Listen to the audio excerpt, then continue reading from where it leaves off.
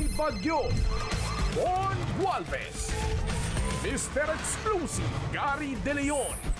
Ito ang Presinto 5. Bawat krimen may kwento. Hihimayin ang lahat ng anggulo. Dahil misyon namin ang kaligtasan mo. Tulong! Paparilin kita! Papatayin mo ako eh!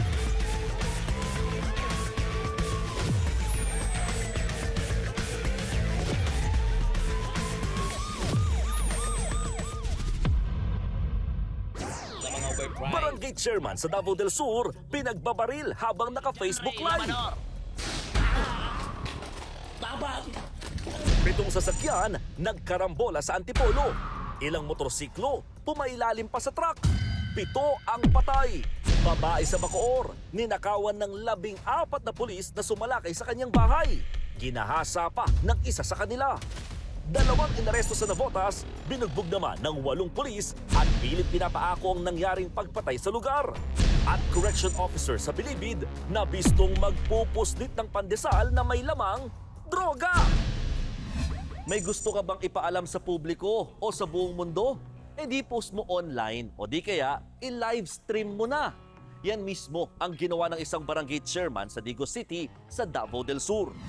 Gusto kasi sana niyang ipagmalaki ang isang good Samaritan na nagsauli ng pitaka. Pero imbis na kabutihan, trahedya ang nakunan sa livestream ng biglang pagbabarilin si Kap.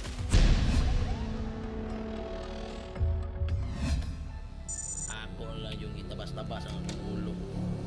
Para magungaw gamay. Kador, Gina, nag-helmet na ko ha? Araw-araw na sinusubaybayan ng mga taga-barangay at kanyang mga follower si Kapitan Oscar Dodoy Bukol Jr. ng 3 de Mayo sa Digos City, Davao del Sur. Kilala siya sa paglilingkod at sa masigasig na pag-update sa kanyang mga kabarangay. Walang takot din siya kung magkomento tungkol sa may init na issue sa kanilang lugar. May tungod sa mga overpriced. Nitong November 25, nag-live ulit sa social media si Kap para ipagmalaki ang isang residenteng nagsauli ng pitaka. Kung ito yun niyo. Ito yun. Pero sa gitna ng live stream, Janray Labador. umalingaw-ngaw ang sunod-sunod na putok ng baril. Nagpulasan ng mga tao sa lugar. Si Kap naman tumayo at nahagip sa video na duguan.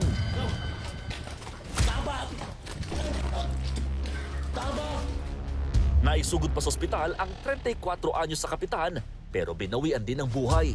Nagtamo siya ng tama ng bala sa dibdib na tumagos sa kanyang katawan. Base sa investigasyon, dati nang may death threat at mga kaalitan sa social media ang kapitan. Bago ang pamamaril, nakunan pa sa live stream ang isang pulang kotse. Hinihinalang sa sakyan nito ng hindi bababa sa 3 gun for hire. Kabilang din sa iniimbestigahan ang lalaki nagsauli ng pitaka kay Kap. Dawit niya sa investigasyon ang hepe ng Digos City Police na minsan ding nakaalitan ng biktima. Immediately, I ordered the relief, for the administrative relief of the Chief of Police. This is to give way to a fair, just, and an impartial investigation. Labis naman ang hinagpis ng ama ng biktima. Bisperas ng birthday niya nang mangyari ang pamamaril. Sakit. Sakit. Birthday na ko gahapon. Ang gideliver diri sa akong balay. Lungon. Isa pang pinagsisisihan niya ay ang payagan ng anak na pumasok sa politika. Mahay ko kay gusto na ko simpleng kinabuhi. Para sa mong pamilya. Ning bandimi. Sukat na politika akong anak. Wa na ni banding eh. Isang Special Investigation Task Group ang binuo ng Davao del Sur Police para tutukan ng krimen. Pero humiling na rin ng parallel investigation ng pamilya sa NBI. Sa ngayon, 4 na milyong piso na ang kabuuang pabuya para sa makapagtuturo sa mga namaril at sa mastermind sa krimen. Puwersahang pinasok sa kanyang bahay at ninakawan pa.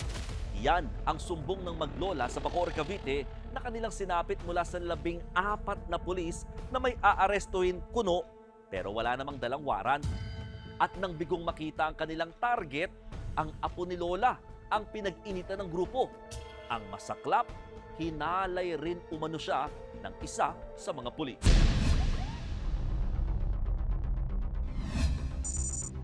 November 25 nang humarap sa National Police Commission ang 18 anyos na babaeng si alias Nena. Ang kanyang pakay, ireklamo ang 14 na pulis na nanloob sa kanilang bahay sa Bacoor, Cavite noong November 23. Ninakawan daw siya ng grupo. Ang masaklap, hinalay din daw si alias Nena ng isa sa mga pulis. Nakunan pa sa CCTV sa Barangay Talabatres ang pagtambay ng ilang lalaking nakabihis pang sibilyan. Sila na pala yung mga pulis na nanloob sa bahay ng biktima. Kwento ni alias Nena, dumiretso ang mga pulis sa kwarto ng dalaga at naghalugog ng mga gamit. Dito na nga raw siya hinalay ng isa sa mga pulis. Sinabi po nila sa akin na dahil wala naman po silang ibang nakuhang any illegal things or ano man po, ako na lang daw po ang kanilang kukuhain. Yung team leader na daw po ang bahala sa akin. Kinilala ng biktima ang pulis na nanggahasa umano sa kanya na may ranggong police lieutenant. And gusto ko po talagang magreklamo dahil kailangan ko po talaga ng hustisya dahil sa ginawa po nila sa akin. Kwento naman ng lola ng biktima na si Aling Clara, nagpakilala raw na pulis ang grupo. Huhulihin daw nila ang nobyo ni Nena.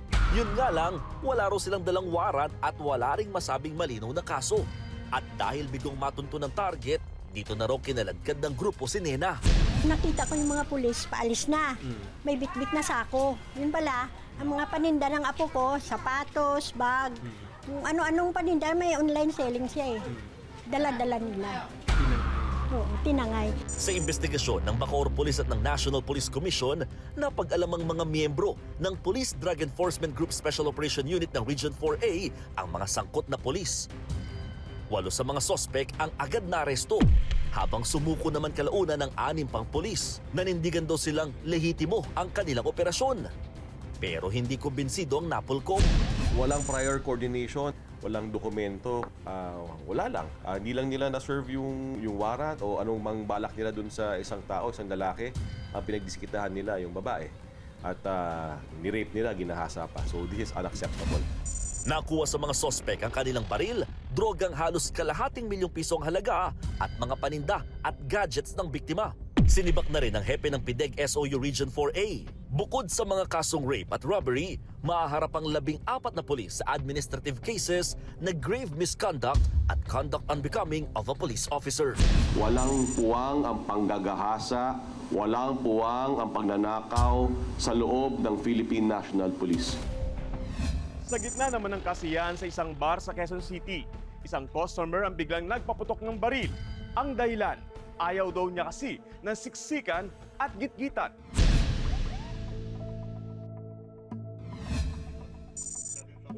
Kuha ito sa isang exclusive disco bar sa Quezon City. Ilan saglit pa, biglang nagkagulo ang mga customer. Hanggang sa ang lalaking ito bigla na lang bumagsak. Binaril na pala siya na nakaalitan niyang customer. Kasunod ng insidente, nagtakbuhan palabas ang mga customer. Base sa investigasyon, nagsimula ang alitan dahil sa siksikan at gitgitan sa dance floor. Nagkabanggaan at yung kasama ng suspect, yun talaga ang nakaaway o nagkaroon ng commotion. Bigla na lang itong bumunot ng baril at pinutukan yung biktima natin. Sa ngayon, nagpapagaling na ang biktima. Napag-alaman namang kakilala ng may-ari ng bar, ang armadong suspect, kaya hindi na siya ininspeksyon ng gwardya. Tinutugis na siya at posibleng kasuhan ng frustrated murder, habang reklamong accessory to the crime ang pwedeng kaharapin ng bar owner. Susunod, 7 sasakyan nagkarambola sa Antipolo City. 2 rider pumailalim pa sa truck.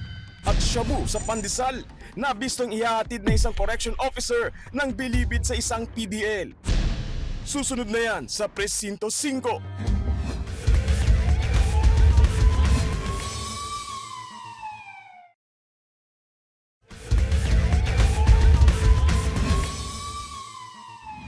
Mga kapatid, hindi tayo magsasawang magpaalala lagi na kapag nasa inyo ang manibela, iba yung ingat dahil buhay lagi ang nakataya. Para hindi na maulit pa ang trahedya sa Antipolo kung saan 7 sasakyan na nagkarambola matapos mang-araro ang isang dump truck. 3 ang patay sa disgrasyang yan.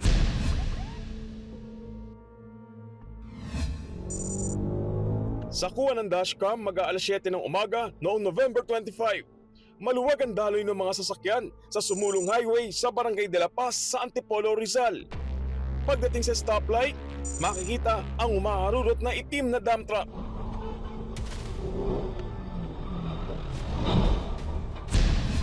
Inararo nito ang nasa harap nitong puting dump truck hanggang sa tuluyang bumangga sa poste na nakabanggang truck.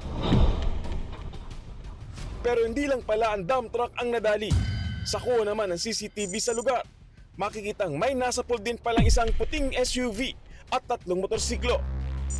2 sa mga rider ang pumailalim pa sa nang-ararong dump truck. Habang ang nadamay na SUV naman, bumangga pa sa isa pang SUV. Suma total, 7 sasakyan ang nagkarambola. Agad isinugod sa ospital ang mga biktima. 3 po yung namatay. To include yung mismong driver po ng vehicle 1, ng dump truck, na bumangga doon sa likuran ng isang dump truck din po. Then, namatay rin po yung 2 driver ng motor. Then, 3 po yung injured natin. Lumalabas sa investigasyon na nawalan ng preno ang nang-ararong dump truck. Umaambon po. So, talagang madulas po yung kalsada. And dun po sa place of occurrence,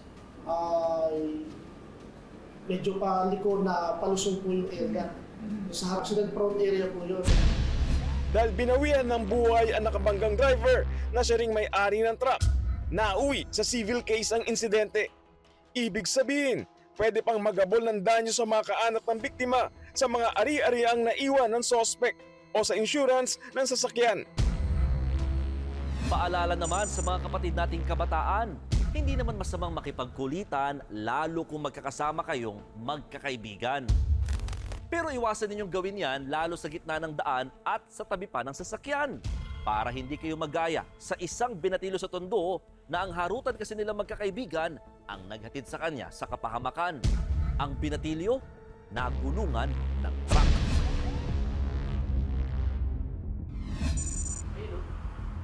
Medyo mabigat ang daloy ng mga sasakyan sa bahaging ito ng Española Street sa Tondo, Maynila. Mapapansin naman ang isang truck na nakatigil lang sa gilid ng kalsada. Huminto raw muna ang driver matapos magkaberya ang truck. Ilang saglit pa, makikita ang 4 na kabataan sa may center island. Sabay-sabay silang tumawid ng kalsada. Pagkatawid, tumabi sila sa gilid ng nakahintong truck habang patuloy sa paglakad. Hindi pa man din sila nakakalagpas, biglang umabante ang truck. Nagulungan ang isa sa kanila. Huminto rin ang truck pero naipit na sa gulong ang biktima.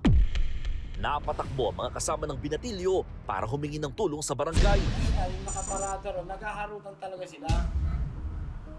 So ngayon, yung 4 na bata, gumilid yung isa gumilid siya. Bali yung 3 nakatayo. So umupo. So umandar yung truck na yun na siya, na sapul siya ng truck. Natulungan siya. Gusto po yung bata? Yung bata po niya, siguro patay na rin po talaga. Hindi na naisalba ang nagulungang biktima. Kusang sumuko naman sa mga pulis ang driver ng truck. Pag-amin ng driver, hindi niya napansin ang binatilyo dahil nasa blind spot sila. Sinampaan na ang truck driver ng reklamong reckless imprudence resulting in homicide. Ayon pa sa barangay, madalas talaga ang disgrasya sa lugar. Pinagbabawal ng araw nila ang pagparada ng mga sasakyan doon. Kaya panawagan nila, sana po yung mga bailante o yung mga driver, kung sakaling nakahinto sila o mag-aandar na, tignan nila yung side to side o yung sa yung likuran para maiwasan yung disgrasya.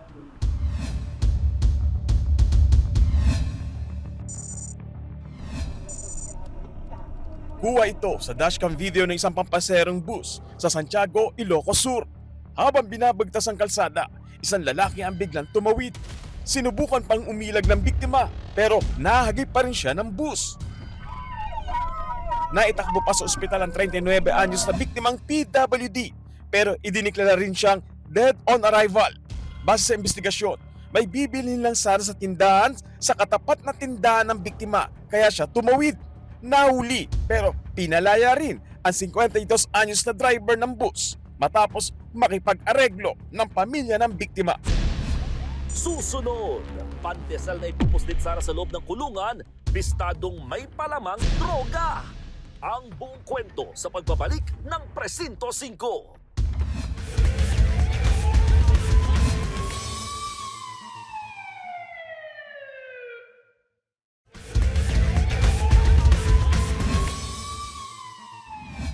Pulihin ang mga masasamang loob at ipatupad ang batas. Diyan nasasandalan ng taong bayan ang mga kapatid nating pulis. Pero paano kung ang mismong mga alagad pala ng batas ang lumalabag sa karapatang pantao? Gaya na lang ng riding in tandem sa Navotas na naaresto dahil lumano sa pamamaril. Kwento kasi ng mga sospek, 8 pulis ang nang torture sa kanila para paaminin sa krimeng hindi naman daw nila ginawa. Sa kuha ng CCTV sa barangay Bangkulasi sa Navotas noong November 3, makikita ang pagdaan ng rider na ito. Sa iba pang anggulo ng CCTV, may isa ring rider ang tila paikot-ikot sa lugar.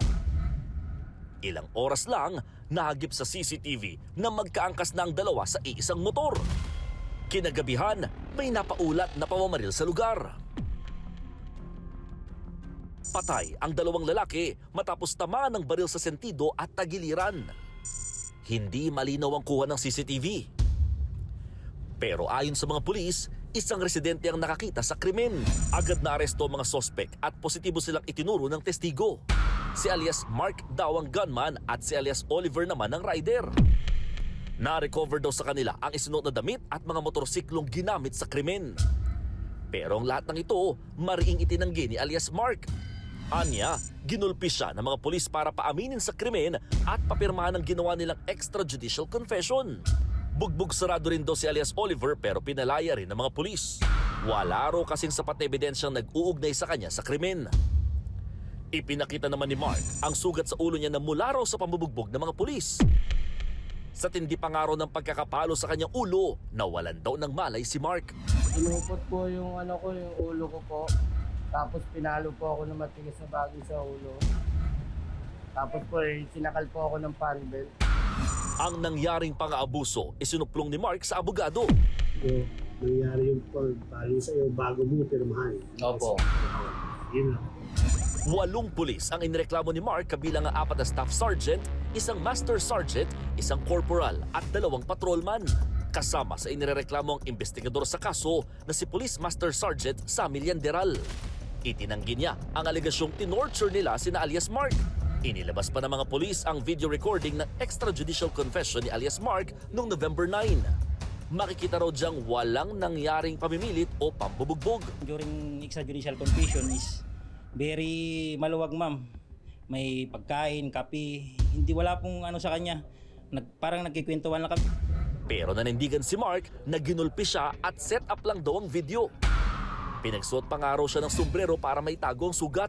Sana po mga nag-torture po sa akin, sana po malagot din po sila. Kasi halos mamatay-matay na po ako sa ginawa nila, ma'am.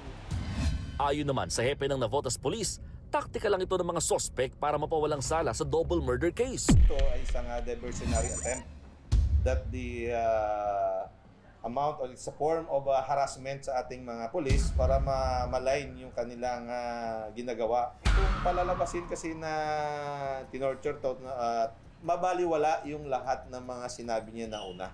Ito ngayon yung mga nag-uutos sa kanya, mabaliwala na rin. Handa naman ang mga sangkot na pulis sa sagutin ng reklamo.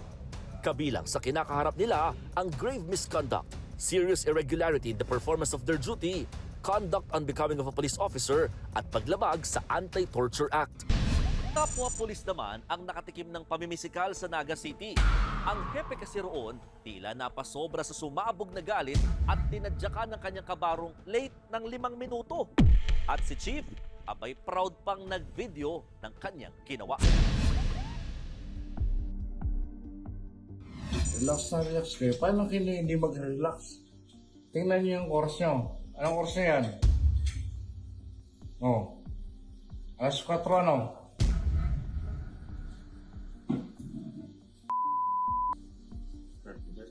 $4:35. Anong oras na ngayon?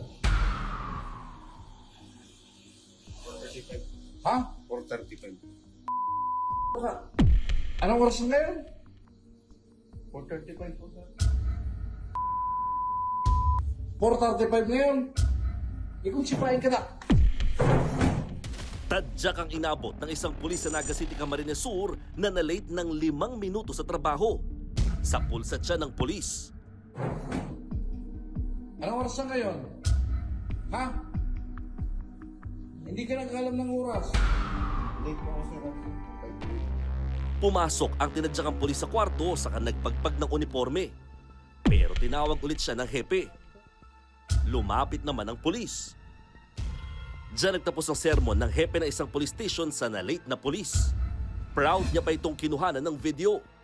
Sa kuha ng CCTV, mas kita ang buong pangyayari. Nakatayo at may hawak na cellphone ng hepe habang pinapagalitan ng pulis. Sa pool din ang aktwal na pananadyak. Ikong sipain ka na. Ang video na yan nag-viral at nakarating sa tanggapan ng PNP. Napag-alam ang hepe ng Naga City Police Intelligence Unit ang nanakit. Narelieve na siya sa pwesto dahil sa pang-aabuso. Ikong sipain ka na. Naging laman ng mga balita noon ng mga kontrabandong na ipupuslit sa mga kulungan. Patunay na may mga masasamang elemento talagang tila hindi natututo matapos sentensyahan. Ang masaklap, may mga nakakasabot silang mga konsentidor ng kasamaan. Gaya ng isang correction officer sa Bilibid na nabistong ginawang courier ng isang PDL ang ipupuslit niyang shabu para sa preso nakatago sa pandedroga, pandesal. Dumating ang isang babaeng correction technical officer ng New Bilibid Prison Hospital sa entrance ng Bureau of Correction. Ibinaba niya sa mesa ang bitbit niyang supot, pati na rin ang iba pa niyang gamit sa bulsa para sa inspeksyon. Sumalang siya sa final screening sa gate ng maximum security compound. Pagbalik niya, kukunin niya na sana ang kanyang mga gamit, pati ang supot, pero sinilip muna ito na nag-inspeksyong opisyal. Pandesal ang laman na ipapasok niya sa ospital. Pero tila may napansing kakaibaan nag-inspeksyon, kaya nagtanong siya sa babae. Mapapansin naman biglang naging tuliro at hindi mapakali ang babae. Doon na tinawag na nag-inspeksyon ng kanyang kasamahan. Pagdating ng kasamahan, muling ininspeksyon ang tinapay. May napansin ito na tila may kakaibang nakapalaman sa tinapay. Nang dumating ang iba pang opisyal, inulit ang inspeksyon, pati sa iba pang dalang gamit ng babae. Dito na nadiskubre ang dalawang sachet ng shabu. Nakapalaman ito sa mga pandesal. Base sa investigasyon, ginawang courier ng droga ng isang PDL ang correction officer.